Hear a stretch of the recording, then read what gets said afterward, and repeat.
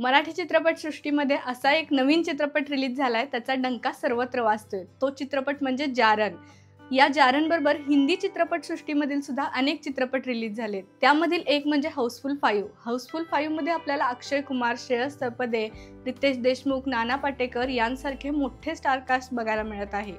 पण या जारण चित्रपटामध्ये आपल्याला दोनच अभिनेत्री दिसत आहेत, ज्या प्रमुख भूमिकेत दिसून येत आहेत। त्या म्हणजे अमृता सुभाष आणि अनिता दाते।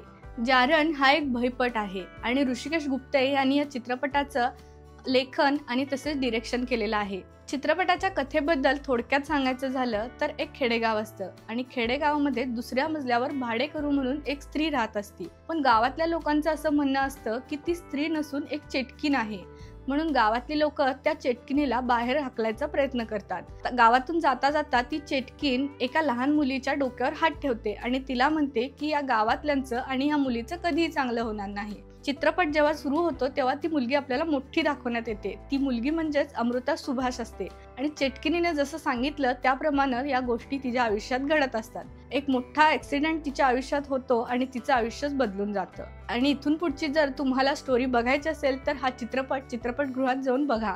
हा चित्रपट 6 जूनला प्रदर्शित झाला आणि आतापर्यंत जवळपास 3 कोटीहून अधिक कमाई या चित्रपटाने केलेली आहे।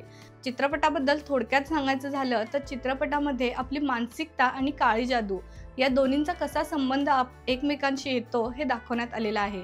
चित्रपटाच्या शेवटी एक इतके इंटरेस्टिंग टर्न्स त्यामध्ये दाखवण्यात आलेले आहे की तुम्ही ते कधी अपेक्षितही केलेले नसतील। चित्रपटामधील ऍक्टिंग बद्दल सांगायचं आहे तर सर्वच कलाकारांनी अतिशय उत्तम ऍक्टिंग केलेली आहे। त्याबरोबर म्युझिक सुद्धा उत्तम झालेलं आहे।